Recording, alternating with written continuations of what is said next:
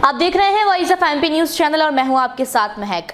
बात की जाए तो नीमच की बंगला बगीचा समस्या जो कि वर्षों से लंबित पड़ी है, ऐसे में कई बार नगरपालिका द्वारा यह दावा किया गया और आश्वासन दिए गए, इसे हल करने को लेकर बड़े बड़े दावे किए गए और वादे किए गए। अब बात की जाए तो इस बार की जो नगरपालिका परिषद है, इसे बने हुए अब 1 साल भी पूरा हो चुका है और अब तक भी जो है बंगला बगीचा समस्या का कोई निदान नहीं हुआ है और इसे लेकर कोई समाधान अब तक इसका नहीं आया है। और वहीं बात की जाए तो विधानसभा चुनाव भी आने वाले हैं। अब ऐसे में 26 जुलाई को नगरपालिका परिषद की मीटिंग जो है बंगला बगीचा समस्या को लेकर आयोजित की गई है। अब इसे लेकर कांग्रेस जो है वो हमलावर हो गई है, वहीं बीजेपी भी अपने तर्क रख रही है। ऐसे में हमारे चीफ रिपोर्टर अब्दुल अली ईरानी ने कई नेताओं से बातचीत की है, बीजेपी से भी बातचीत की है, तो दोनों ने अपना अपना तर्क रखा है। अब क्या कुछ उनका कहना है आपको सुनवाते हैं। बड़ा ही हास्यास्पद है, बंगला बगीचा नहीं हुआ और अलादीन का चिराग हो गया कि बस उसमें वो निकालते जाओ, वोट लेते जाओ जनता से। बार बार बंगला बगीचा की समस्या का समाधान भाजपा के द्वारा पिछले 20 वर्ष के शासन में नहीं करा जा रहा है। जैसे ही चुनाव आते हैं, इनके पिटारे में से वो बंगला बगीचा का जिन्न निकल के आ जाता है। तो ये बड़ा ही हास्यास्पद है। नीमच की जनता अब ये समझ चुकी है कि केवल और केवल भाजपा सरकार चुनाव में वोटों की राजनीति के लिए खेल खेल रही है। अभी समाचार पत्रों के द्वारा पढ़ने में आया कि इन्हीं की पार्टी के भाजपा के उपाध्यक्ष ने मुख्यमंत्री शिवराज सिंह चौहान को 3 बार पत्र लिखे। उसके अलावा भाजपा के ही 14 पार्षदों ने पूर्व में परिषद में यह लिख कर दिया कि इस पर शीघ्र मीटिंग बुलाई जाए, प्रस्ताव पारित करा जाए। उस समय भी इन्होंने उस पर कोई ध्यान नहीं दिया, उसको नज़रअंदाज किया। परंतु अब जब विधानसभा चुनाव नज़दीक है और इन्हें यह लग गया है, सर्वे के दौरान ये रिपोर्ट आ चुकी है कि भाजपा शासन अब मध्य प्रदेश से जाने वाला है, इसके दबाव में आकर ये केवल और केवल नोटंकी कर रहे हैं। अभी भी परिषद की बैठक बुलाएंगे, उस प्रस्ताव को लेंगे, जनता को दिखावा करेंगे और वो जाकर भोपाल में कहीं किसी रद्दी के टोकरे में जमा हो जाएगा। करना धरना भाजपा को कुछ नहीं है, केवल जनता के साथ ये छलावा करते हैं। इससे जनता समझ चुकी है। आने वाले विधानसभा चुनाव में इन्हें सबक सिखाएगी और निश्चित रूप से कांग्रेस की सरकार आएगी। उसके बाद ही हम जो विस्थापन की खामियां हैं उनको कांग्रेस सरकार के द्वारा दूर कर बंगला बगीचा की समस्या का समाधान किया जाएगा।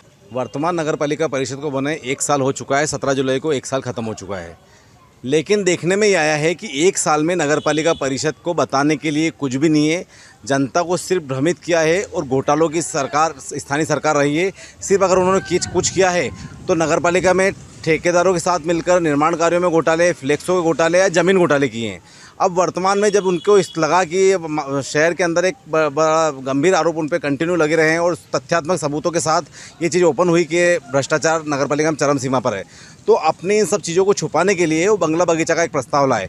लेकिन बड़ी शर्म की बात है कि बंगला बगीचा का प्रस्ताव पिछले 7 सालों से जनता के द्वारा मांग की जा रही थी कि इसको सरलीकरण किया जाए, तो उसको तो नहीं लाए, लेकिन चुनाव के जस्ट 4 महीने पहले लाए। विधानसभा चुनाव सर पर है, सिर्फ एक जनता को मूर्ख बनाने का और बरगलाने का है कि यहाँ से परिषद पास करके उनको भेजेगी। मध्य प्रदेश शासन उसमें कुछ कर नहीं पाएगा, समय खत्म हो चुका है। और इससे पहले सबसे बड़ी बात यह कि नगरपालिका परिषद ने इससे पूर्व पहले तो जनता से बोला कि सुझाव भेजिए, फिर जनता को बोला कि हमने मुख्यमंत्री जी से बात कर ली है। इस तरह कुल मिला के पिछले 1 साल से जनता को मूर्ख बनाया जा रहा है स्थानीय सरकार के द्वारा, और अब जो है वापस से मूर्ख बनाने का खेल किया जा रहा है और वास्तविकता में ज़मीन पर कुछ भी नहीं है। देखिए, बंगला बगीचा नीमच के नाम पे एक धब्बा बन चुकी है, कलंक बन चुकी है, नासूर बन चुकी है। नीमच शहर के करीब 25,000 लोग वहाँ निवासरत हैं। पूर्व में भी मुख्यमंत्री विधानसभा चुनाव के समय यहाँ आए, उन्होंने कहा नीमच में कैबिनेट की बैठक करके मैं बंगला बगीचा समस्या का समाधान करूँगा, झूठा आश्वासन दिया। वर्तमान में नगरपालिका चुनाव को 1 वर्ष हो गया है। भारतीय जनता पार्टी को बंगला बगीचा समस्या, उन्होंने ये कहा था कि पहली बैठक में इसको हम सुलझाएंगे। इसी आधार पर बहुतायत बंगला बगीचा समस्या के करीब 8 से 10 वार्डों में भारतीय जनता पार्टी के पार्षद जीते।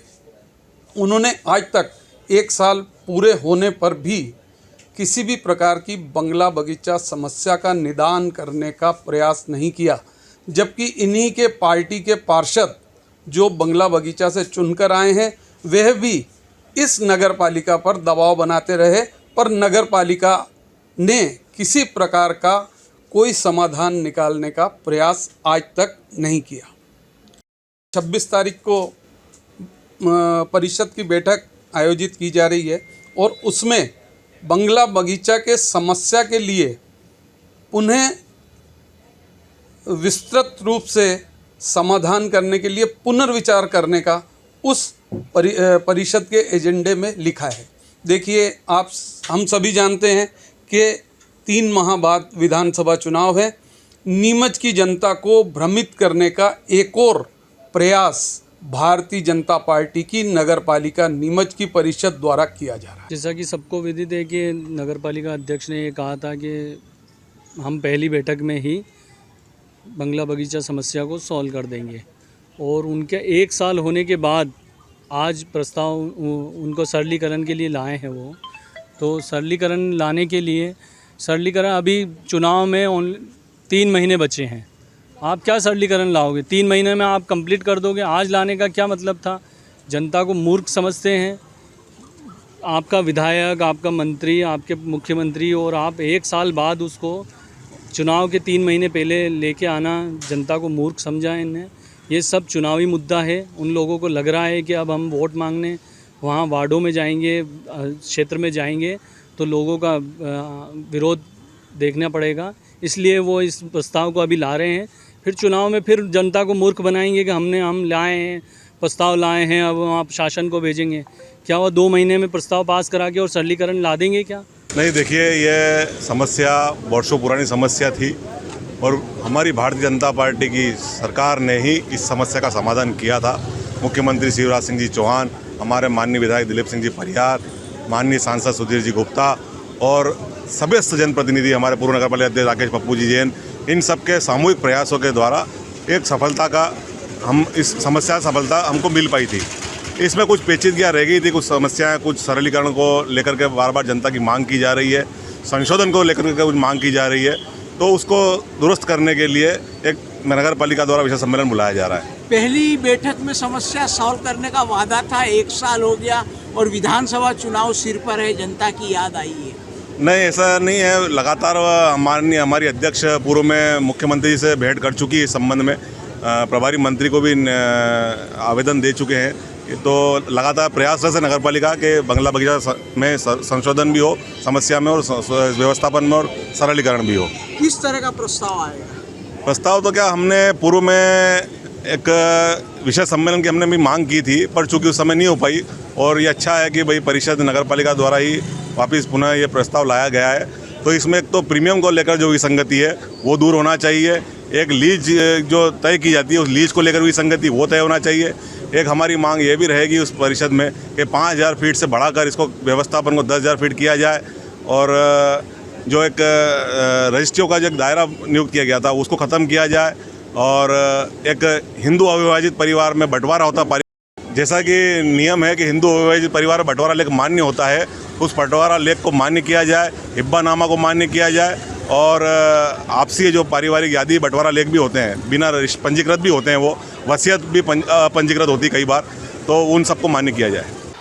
देखिए, 1 साल को मतलब ऐसा कोई भारतीय जनता पार्टी ने भी अपने घोषणा पत्र में कहा हो कि हम 1 साल के हम बंगला बगीचा या आती पहला प्रस्ताव लाके उसको निपटारा कर देंगे। तो आप भी जानते हो, मैं भी लंबे समय नगर पालिका परिषद में रहा हूँ। कोई भी प्रस्ताव पास करके शासन को भेजा जाता है, शासन उसको देखता है, तो उसमें जो कमी पेशी होती है उनको पूरी करवाता है, फिर कैबिनेट की मीटिंग होती है, उसमें जाकर उसमें कुछ संशोधन होता है। जहाँ तक बंगला बगीचा एरिया समस्या का सवाल है, तो बहुत लंबे समय से समस्या चली आ रही है।